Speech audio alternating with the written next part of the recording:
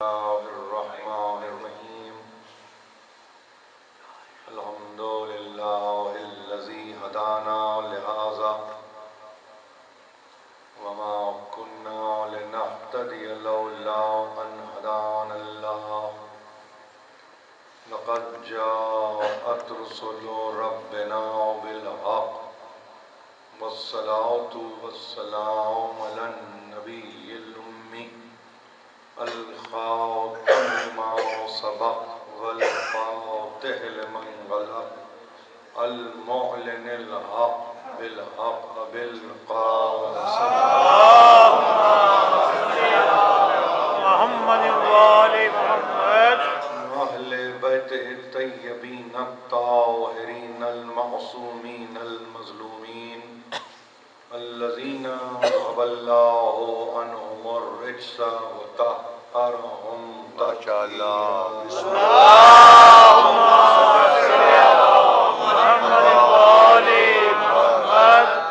أما بعد فقد قال الله سبحانه وتعالى في محكم كتابه الحكيم الذين إن مكناهم في الأرض أقاموا الصلاة وآتوا الزكاة وأمروا بالمعروف ونهوا عن المنكر ولله عاقبة الأمور. صلى اللهم صل على محمد وآل محمد.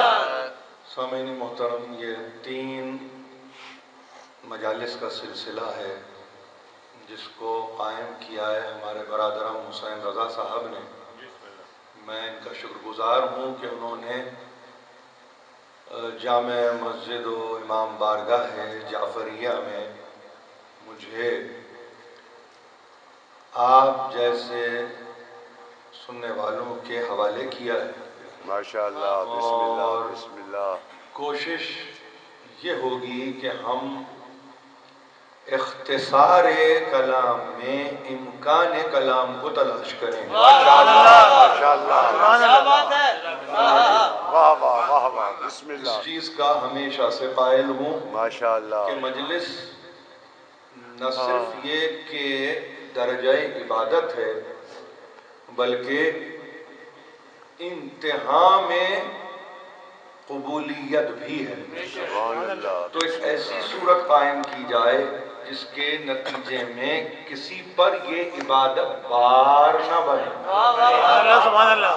اور ہمارے پاس آپ جتنے بھی مراجع ہیں، کوئی فقہی مسئلہ بیان کرنے کے لیے حاضر نہیں ہوں، لیکن جہاں عبادتوں کا تصور ہو وہاں پر اس امر کو ہمیشہ پیش نظر رکھا گیا ہے کہ عبادت کہیں دوبھر نہ ہو جائے، کہیں ایسی کیفیت پیدا نہ ہو جائے جس سے طبیعت اچاٹ ہو جائے، طبیعت پر عبادت بار بن جائے.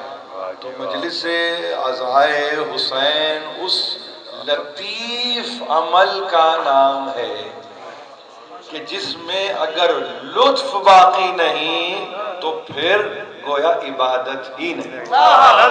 نعرہ تکبیر، نعرہ رسالت، نعرہ حیدری. اسی صورت میں 40 منٹ 45 منٹ اس لیے کہ پھر کوئی بات عرض کروں آپ سے کہ ہم عبادتوں میں گھڑی دیکھ کے عبادت نہیں کرتے، لیکن صرف یہ ایک چیز جو ہمیشہ پیش نظر رہتی ہے کہ ظاہر ہے کہ ہم مغرب سے متصل ہیں اور اس میں ہمارے بزرگوں کو نے اسی یعنی یوں سمجھ لیجئے کہ طرز کا پابند پایا ہے کہ جہاں پہ اللہ کا نام نامی آ جائے اور اس کی کبریائی کا اعلان ہونے لگے وہاں پہ سکوت چاہیے. تو اس اعتبار سے میں اپنے نہ صرف یہ کہ عقیدے بلکہ نقطہ نگاہ کے ساتھ آپ کے درمیان حاضر ہوں. دوسری بات یہ کہ ان مجالس کے تعلق سے ایک عنوان کو قائم کرنے کی ضرورت تھی اور اس عنوان کو میں نے قائم کیا. اور اس عنوان کو یہ میں نے اپنے دل اور دماغ سے قائم نہیں کیا. جس آیہ وافی ہدایہ کو سورہ مبارک حج سے میں نے پڑھا ہے. کلام مجید کا یہ 22واں سورہ ہے اور یہ اس کی 41ویں آیت ہے. آپ اس کو ملاحظہ فرمائیں گے, آپ اس کا مطالعہ فرمائیں گے اور پھر آپ دیکھیں گے کہ کیا کہا جا رہا ہے. 41ویں آیت ہے سورہ حج کی, اور ایک مرتبہ ہم اس کو ذرا سا ترجمے میں بھی دیکھ لیں کہ قرآن مجید نے کیا کہنے کی کوشش کی ہے. الذین مکناہم, وہ لوگ کہ جن کو ہم نے اقتدار دیا فی الارض, زمین پر. الذین مکناہم فی الارض, جن کو ہم نے تمکین دی زمین پر, جن کو ہم نے تمکنت کے ساتھ دیا اقتدار اس زمین پر, اس جس پر ہم رہتے بستے ہیں. اس زمین کی گفتگو ہو رہی ہے, کسی اور زمین کا تذکرہ نہیں ہے. وہاں پر بے اختیار کہا کہ وہ جب صاحب تمکنت ہوتے ہیں, جب وہ صاحب اقتدار ہوتے ہیں, جب وہ صاحب حکومت ہوتے ہیں تو کیا ہوتا ہے؟ اقاموا الصلاۃ وآتوا الزکاۃ. ان کا طریقہ یہ ہوتا ہے کہ وہ صلاۃ کو قائم کرتے ہیں اور زکوٰۃ کو دیتے ہیں. وَأَمَرُوا بِالْمَعْرُوفِ وَنَهَوْا عَنِ الْمُنكَرِ, اور ان کا عالم یہ ہے کہ وہ معروف کے تعلق سے حکم دیتے ہیں, منکر کے تعلق سے وہ روکتے ہیں. وَلِلَّهِ عَاقِبَةُ الْأُمُورِ, اور یاد رکھنے کی بات ہے کہ انجام کار, انتہا, اختتام ہر امر کا اللہ کی ذات پر جا کر ہوتا ہے. یہ آیت ہے 41 سورہ مبارک حج کی, 22واں سورہ ہے کلام مجید کا. اس لیے بتلا رہا ہوں کہ ظاہر ہے کہ اس کے بعد 2 تقریریں اور ہیں, آپ بھی جا کے دیکھیں گے کہ قرآن مجید نے آپ سے کیا مطالبہ کیا ہے, اس کا مطالبہ قرآن کا آپ سے کیا ہے, یہ آپ جا کر ملاحظہ فرمائیں گے. ایسی صورت میں عنوان آپ کے سامنے ہے, پہلا لفظ ہی اقتدار کو بتا رہا ہے, پہلا لفظ ہی حکومت کو بتلا رہا ہے. آخری انتہا میں آیت عاقبت کو بتلا رہی ہے. تو میرے پاس کوئی صورت ہی نہیں ہے سوا حکومت اور عاقبت پر گفتگو کی جائے. یہ 2 لفظ آپ کے سامنے ہیں. پھر عرض کر رہا ہوں, آغاز میں جس لفظ کی طرف آپ کی توجہات کو مبذول کیا گیا وہ اقتدار یعنی حکومت ہے. انجام پر جس کی طرف آپ کی نگاہ کو مبذول کیا گیا وہ عاقبت ہے یعنی اختتام ہے, یعنی انتہا ہے. تو حکومت اور عاقبت, اس عنوان پر ہم گفتگو کریں گے. پہلا ہی جملہ اگر اس بات کو طے کر دے اور آپ کی فکر میں اس بات کو محکم کر دے کہ حکومت بدون عاقبت نہیں ہوتی, سمجھ رہے؟ حکومت عاقبت کے تصور کے بغیر نہیں ہوتی. یہ بالکل, یعنی اگر کبھی آپ مجھ سے پوچھتے کہ شاید یہ تیسری تقریر کا انتہائی جملہ ہوتا تو صحیح ہے, لیکن آغاز ہی میں آپ کی خدمت میں عرض کر رہا ہوں, حکومت کے لیے عاقبت ضروری ہے. یعنی صاحب اقتدار کے لیے یہ انتہائی لازمی امر ہے کہ وہ نظر رکھے کہ جو اعمال وہ بجا لا رہا ہے وہ اس کے تعاقب میں ہے, وہ اس کے پیچھے ہے, وہ اس کی جان چھوڑنے والے نہیں ہیں, وہ اس کا پیچھا کرنے سے کترانے والے نہیں ہیں. اب جو اقتدار میں آئے, جو افتقار کے ساتھ اقتدار میں آئے, جو تمکین کے ساتھ اقتدار میں آئے، جو تمکنت کے ساتھ اقتدار میں آئے، جو اپنی شان و شوکت کے ساتھ اقتدار میں آئے، سب کچھ آغاز میں اچھا ہے مگر انجام بہت برا ہے۔ اگر تو درمیانی راستہ اس آیت کا اسی طرح سے نہیں طے کیا گیا تو بہت برا انجام ہے انتہا میں، اس لیے کہ امور سارے پلٹ کے اللہ کی طرف جانے والے ہیں۔ عاقبت کا تعلق، انجام کا تعلق، نتیجے کا تعلق، انتہا کا تعلق اور امور میں خاص طور پر تعلق بنتا ہی پیدا کرنے والے سے ہے۔ دیکھیے مسئلہ کیا ہے؟ مسئلہ یہ ہے کہ انسان کو بغیر گرفت کے کبھی رکھا نہیں ہے، یہ سمجھنے کی ضرورت ہے۔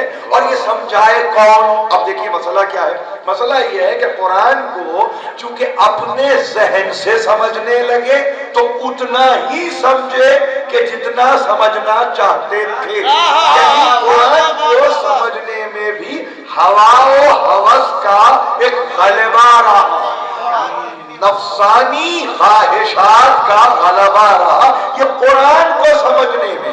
یعنی بیان کرنے والا پوری طرح سے بیان کر رہا ہے، سمجھنے میں بقالت کرنے والا پوری طرح سے بقالت کر رہا ہے۔ لہذا محمد والے محمد بلندر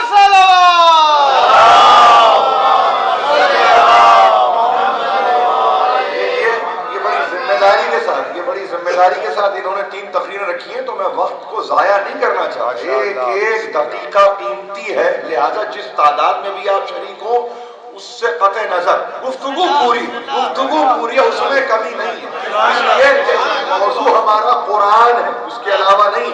سمجھنے میں چونکہ قرآن کے تعلق ہی سے روز اول سے کجی پیدا ہو چکی ہے، اور کیوں نہ پیدا ہوتی جس نے ہٹ کے دین کی عمارت کو تعمیر کیا، جس نے ہٹ کے دین کی عمارت کو تعمیر کیا تو وہاں پہ کجی بھی ہے، وہاں پہ زیغ بھی ہے، وہاں پہ ٹیڑھ بھی ہے، وہاں پہ عمارت سیدھی قائم ہونا بھی ناممکن ہے۔ کیوں؟ قشت اول چون نہد معمار کج تا سریا میراوت دیوار کج، جب پہلی ہی اینٹ رکھنے والے مزدور صفت انسانوں نے ٹیڑھی اینٹ رکھی تو کیا توقع کی جا سکتی تھی کہ عمارت سیدھی قائم؟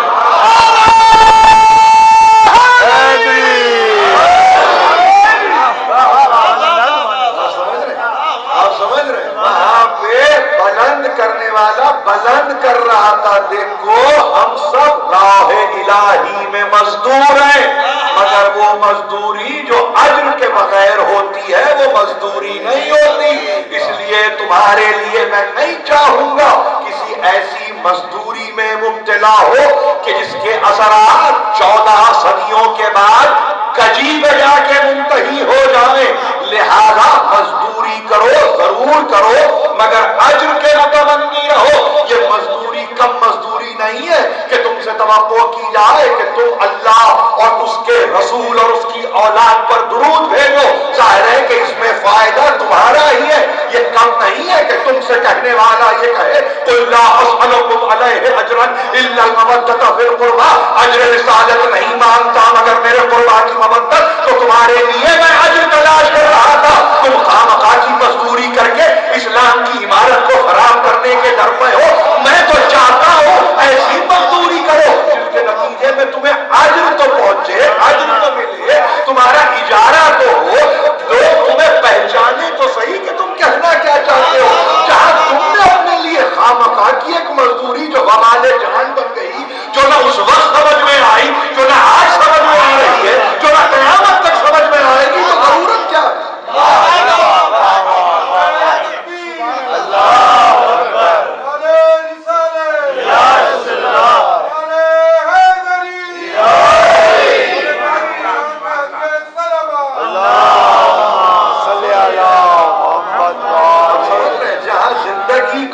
آسان کیا قرآن کے لانے والے نے، وہاں انسان نے اپنی زندگی کو مشکل کیا اور قرآن سے ہٹ کے اور ان سے کٹ کے اسلام کی عمارت تعمیر کی۔ پہلی ہی ایک اینٹ ٹیڑھی، توقع کیا ہے؟ مطلب 15 صدیوں کے بعد میں کیا توقع کروں؟ میں کیا کہ عمارت بہت اچھی ہوگی، بڑی دل فریب، بڑی دلکش، بہت اونچی، بہت طویل۔ ارے صاحب وہ کچھ بھی ہو، وہ کچھ بھی ہو، ٹیڑھ ٹیڑھ ہی رہتا ہے۔ ممبر مانے ہیں، ورنہ ٹیڑھ کا تو تذکرہ دوسری طرح سے بھی ہو۔ اگر ممبر کے بھی کچھ آداب پہ بیٹھے، گفتگو ایسی نہیں کر سکتا جس کے نتیجے میں خواہ میں اذہان میں کوئی ایسی بات پیدا ہو۔ بات کسی نے اسی لیے کہی تھی کہ وہاں ٹیڑھ پہلے دن سے تھا تو اس ٹیڑھ کو دور کرنے کی، اس کے لیے کیا کہا؟ دیکھو سنو، ان کو سمجھو جو تمہیں سمجھا سکتے ہیں، اور وہ کوئی اور نہیں ہے، وہ کوئی اور نہیں ہے۔ وہ کون ہے؟ وہ جو ہم سے نزدیک ہے، وہ جو ہم سے قریب ہے، وہ جو ہماری امدیت میں ہے، وہ جو ہماری معیت میں ہے، وہ جو ہماری منیت میں ہے، وہ سمجھائے گا کہ ہم کہنا کیا چاہتے ہیں۔ اسی لیے ایک منزل پر امیر المومنین اسد اللہ الغالب علی بن ابی طالب علیہ السلام ایک عجیب انداز سے انہوں نے ایک خاص تعارف کو پیش کیا، اور وہ تعارف سننے سے تعلق رکھتا ہے کہ سنو اہل بیت کو سمجھو۔ یہ فقط اس لیے نہیں کہ گھر میں رہنے والے تھے، اس لیے نہیں، بلکہ یاد رکھو منہم کرائم القرآن، ان میں قرآن کی نفیس آیتیں موجود ہیں، کریم آیتیں، بے شک بے شک۔ منہم کرائم القرآن وہم کنوز الرحمن، یہ قرآن کی کریم آیتیں ان میں اور رحمان کے بہترین خزینے ان میں۔ کیا بات ہے! پہلے اپنی اسٹرینتھ کو سمجھے، مسلمان کو اس کو دیا کیا ہے، اس کو کیا دیا ہے پہلے وہ سمجھے، اپنی طاقتوں کو سمجھے کہ آپ کی طاقت کیا ہے۔ حکومت تو بعد میں آئے گی، طاقت کے بل بوتے پہ ہے نا، اس میں تو کوئی اختلاف نہیں ہے کہ حکومت طاقت کے ساتھ کی جاتی ہے۔ کیا اس میں اختلاف ہوگا؟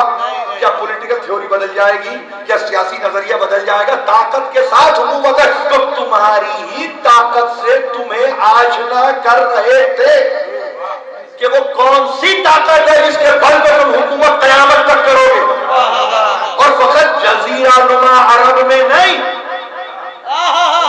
تمہاری حکومت اگر اس طاقت پہ بھروسہ کرتے تو کائنات پہ تم حکومت کر سکتے، مگر تم نے چونکہ اپنی طاقت کو نہ صرف یہ کہ انڈرمائن کیا بلکہ تم نے اسے پہچانا ہی نہیں، لہذا محدود ہوتے چلے یہاں تک کہ اتنے محدود ہوئے کہ اب خود ہی نہیں پہچانے جاتے، یہی نہیں جانا جاتا کہ حکومت اسلامی کہاں ہے اور کہاں نہیں ہے، جبکہ سب مسلمان ہیں۔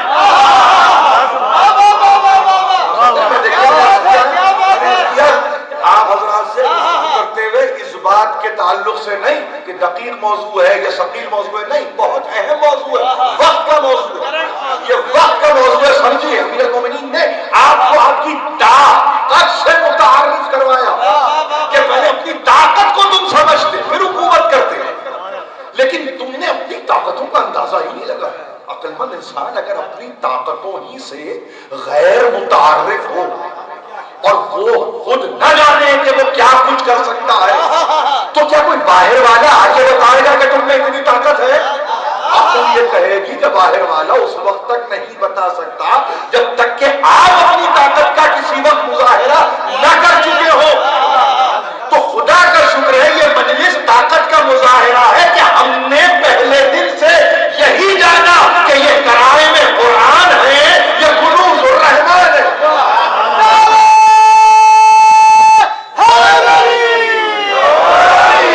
اور جو اپنی طاقت کو نہ سمجھ سکے، نہ ان کے پاس یہ مجلس ہے، نہ ان کے پاس یہ ماتم ہے، نہ ان کے پاس یہ آنسو ہیں، نہ ان کے پاس یہ آہیں ہیں. یہ کسی عقیدے کی گفتگو نہیں کر رہا ہوں، یہ فطرت کی گفتگو کر رہا ہوں. فطرت، یہ فطرت کے مطابق گفتگو کر رہا ہوں، عین فطرت کے مطابق. امیر المومنین کیا کہتے ہیں؟ امیر المومنین کہہ رہے ہیں پہلے سمجھو کہ ہیں کون.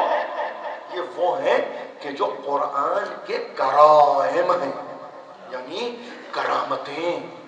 ان کا عالم یہ کہ یہ کریم قوتیں، ان کی کیفیت یہ ہے کہ یہ نفیس آیتیں، پاک و پاکیزہ سیرتیں. ان کو سمجھو کہ یہ رحمان کے خزینے، یہ رحمان کے دفینے.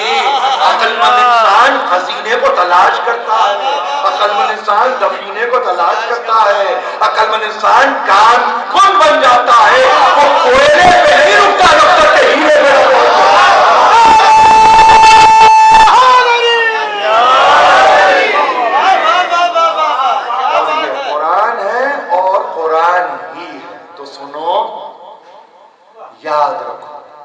یاد رکھو کہ ان کا عالم کیا ہے. ان نطقوا صدقوا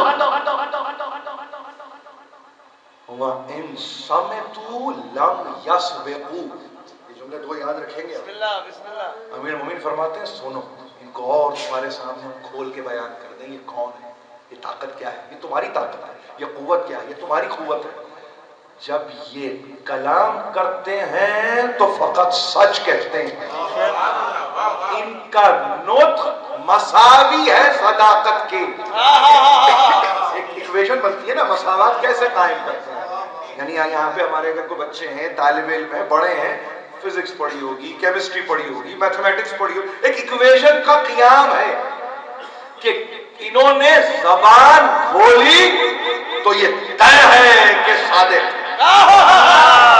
اس میں دو باتیں نہیں، اس میں سوچنے کی بھی ضرورت نہیں ہے کہ کیا انہوں نے سچ کہا ہوگا. یہ دوسروں کے لیے ہے، یہ ان کے لیے نہیں ہے. ان کے تعارف میں کہا. جب یہ نطق کی منزل پر آتے ہیں تو وہ حقیقتاً صدق کی منزل ہوتی ہے. اور جب یہ سکوت اختیار کرتے ہیں، یہ ہے کمال. جب یہ سکوت، یہ طے کرتے ہیں کہ یہ خاموش رہیں گے تو پھر کسی کی مجال نہیں ہے جب وہ سب تک کرے آگے.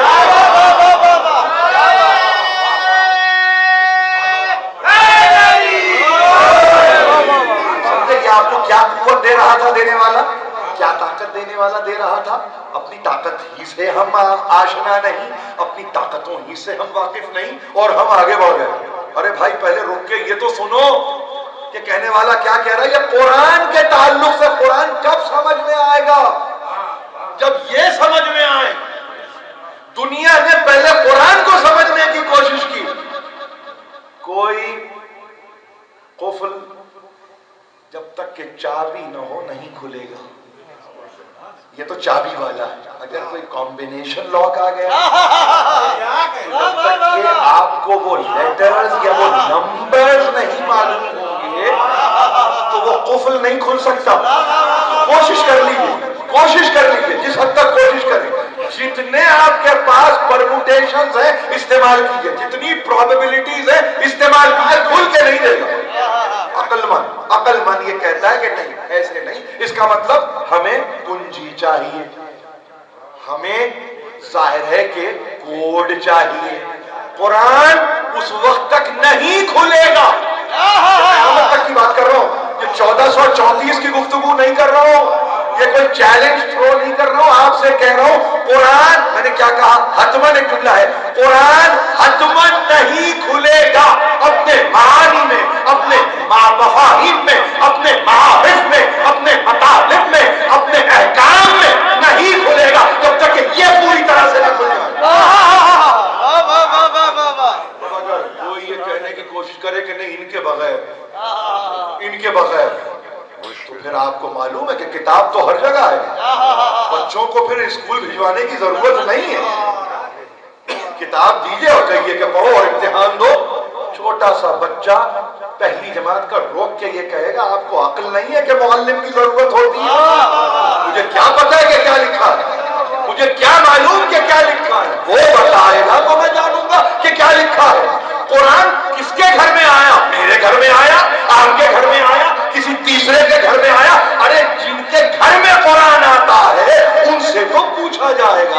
قرآن کے معنی کیا ہیں، اس کا محل نزول کیا ہے، مقام نزول کیا ہے، کون سی آیت کب آئی، کون سی آیت کہاں آئی، کس کی مدح میں آئی، کس کی قضا میں آئی، کس کے قصائد میں آئی، کس کے رضائل میں آئی، یہ آپ بتائیں گے، کوئی اور نہیں بتائیں گے۔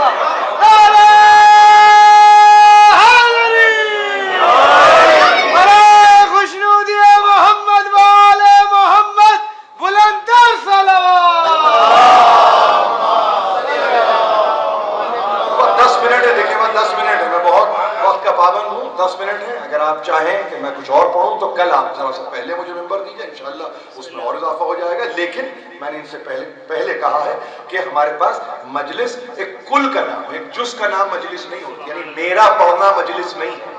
اگر حدیث قصہ سے آغاز ہوا ہے تو وہاں سے مجلس شروع ہو چکی ہے، جب تک کہ زیارت نہ پڑھی جائے۔ مولانا زیارت پڑھائیں گے اس کے بعد تو معلوم ہو یہ مجلس یہ ختم کریں گے، شروع نہ میں نے کیا ہے نہ ختم میں کر رہا ہوں، کہیں اور سے شروع ہوئی کہیں اور ختم ہو جائے۔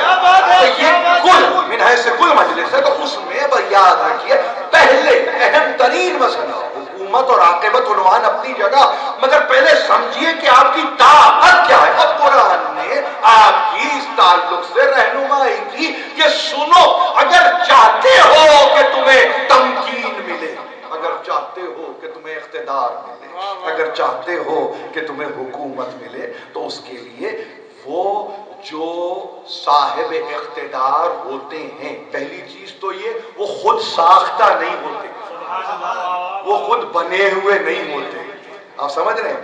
وہ کسی کی لاش پہ اپنا محل نہیں بنا، وہ کسی کی موت پہ اپنے لیے خوشی کا سامان نہیں کرتے۔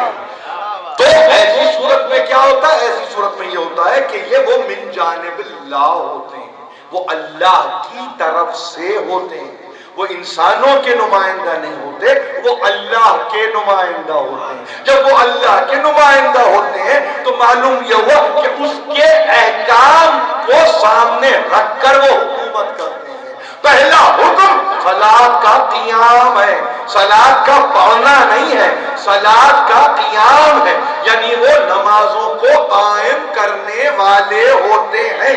اب نمازیں ان کے صدقے میں پڑھی جائیں وہ دوسری بات، نمازوں کے قائم کرنے والے وہ ہوتے ہیں۔ پاکستان کا قائم کرنے والا کوئی اور ہوگا، قائم کرنے والے کے صدقے میں جینے والے کوئی اور ہوگا۔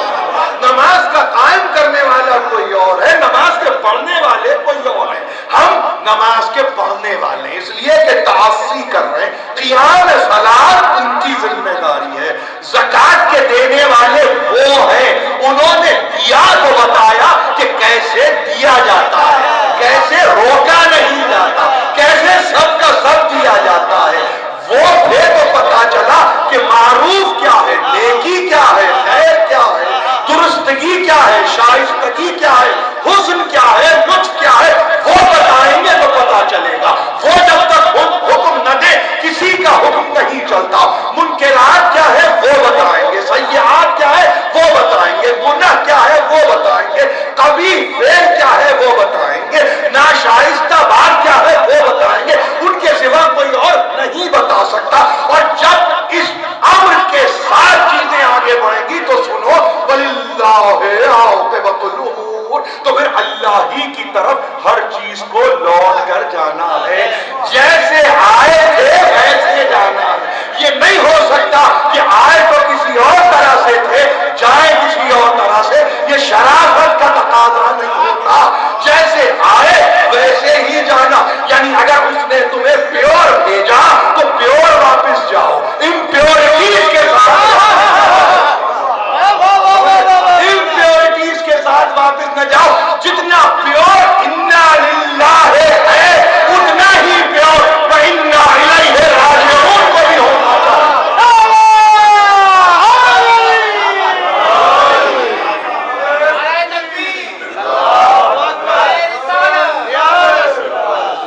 یہ اصول ہے۔ میرے بزرگ میری سرپرستی کے لیے یہاں تشریف رکھتے ہیں، میں ان کو سمجھانے کے لیے نہیں آیا۔ وہ بچے یا انٹرنیٹ پر جو چیز جا رہی ہے وہ اگر اس کو سمجھیں تو میں سمجھتا ہوں کہ اسی میں میری کامیابی ہے۔ یاد رکھیے یہ گھرانہ تھا، یہ گھرانہ تھا، اس کو سمجھنے کی پہلے ضرورت تھی، پھر قرآن سمجھ میں آتا، اور اس کے نتیجے میں آپ کہتے ہیں کہ ہاں ہمیں حکومت بھی سمجھ میں آتی ہے، اور جب حکومت سمجھ میں آتی تو آپ کہتے ہیں ذمہ دار حکومت، انتہا میں عاقبت، انتہا میں عاقبت، یعنی جو کچھ کیا ہے اب وہ سب تمہارے تعاقب میں ہے، پیچھے پیچھے چل رہا ہے، وہ تمہیں چھوڑنے والا نہیں۔ اسی چیز کو علی نے بتایا، اسی چیز کو حسن نے بتایا، اسی چیز کو حسین نے بتایا، اسی چیز کو ان کی ماں فاطمہ زہرا صلوات اللہ علیہا و سلام اللہ علیہ، سب کچھ بتایا، مگر چونکہ طبیعت میں حواس نفسانی خواہشیں پسی ہوئی تھیں، لہذا نہ اس وقت سمجھ میں آیا نہ اس وقت سمجھ میں آیا۔ مگر عجیب بات آپ سے عرض کروں، تقریر ختم کر رہا ہوں، یہ گھرانہ وہ گھرانہ ہے کہ میں نے نام تو لیے معصومین کے، ارے ان کے بچوں کو بھی اگر دیکھیں تو وہ بتائیں گے کہ خیر کیا ہے اور شر کیا ہے، وہ سمجھائیں گے کہ حق کیا ہے اور باطل کیا ہے۔ مجھے یہ کہا گیا کہ ان 3 مجلسوں میں مجھے کسی نہ کسی طرح سے تذکرہ کرنا ہے سکینہ بنت حسین کا، میں کیوں نہ کروں؟ حسین کی چہیتی کا تذکرہ ہے، حسین کی چاہتی کا تذکرہ ہے، اور جب یہ تذکرہ ایسے ہو کہ جس کے نتیجے میں خوشنودی ہم حاصل کریں تو پھر ظاہر ہے کہ اسی میں ہماری عاقبت سنورنے کی ایک یہ کوشش کہیے، امکان تو پورا ہے، یہ کوشش کر رہا ہوں کہ جہاں عاقبت سنور جائے، تذکرہ اس بی بی کا کریں اور عاقبت سنور جائے۔ اور کیوں نہ کروں؟ یہ کون بچی ہے؟ 3 برس کی بچی ہے جس کے متعلق علماء مقاتل نے لکھا اتنی چہیتی بیٹی ہے کہ جہاں باپ سے آنے واحد کے لیے یہ الگ نہیں ہو سکتی، باپ سے آنے واحد کے لیے یہ جدا نہیں ہو سکتی، اور کیسے جدا ہوتی؟ باپ کی دعا شب کا نتیجہ سکینہ ہے، آپ سمجھ رہے ہیں؟ شبوں کی دعاؤں کا نتیجہ سکینہ ہے، تو اپنی دعا کو انسان اپنے سے جدا تو نہیں کرتا۔ سکینہ وہ دعا ہے جو مسلسل حسین کے ساتھ ہے۔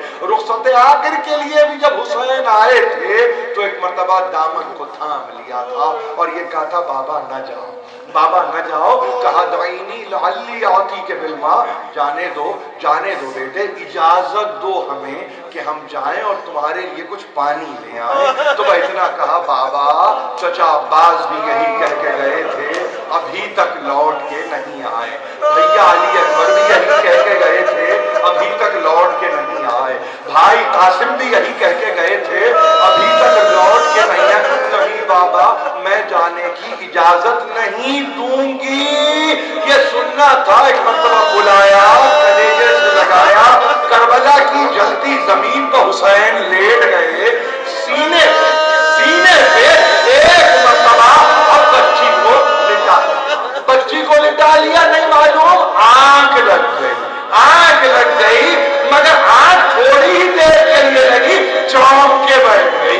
بابا نے کہا کیوں سکینہ، میرے سینے پہ قرار نہیں آیا؟ کہا نہیں بابا، میں نے ابھی آنکھ بند کی، دادی فاطمہ زہرا آئی تھی اور کہتی سکینہ میرے بچے کو نہ روکو، سکینہ میرے بچے کو نہ روکو، حسین کو جانے دو، ارے امت ہے۔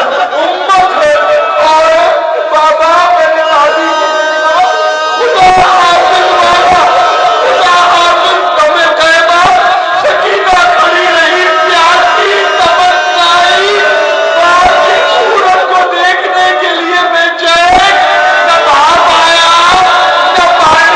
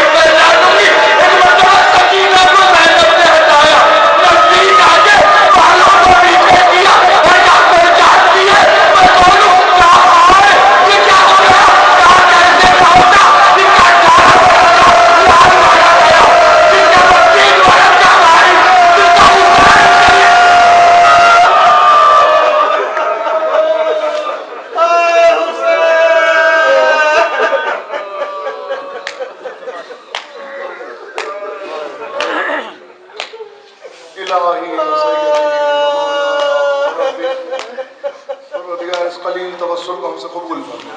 ہمیں جو پریشان ہیں ان کی پریشانیوں کو دور کر. ہمیں جو بیمار ہیں ان کو شفاء کامل عطا کر. ہمیں جو بے روزگار ہیں واسطہ محمد و آل محمد کا ان کو روزی مہیا کر. پروردگار ہمیں کوئی غم نہ دے سوا غم آل محمد. تعجیل فرما ضرور حجت فرما.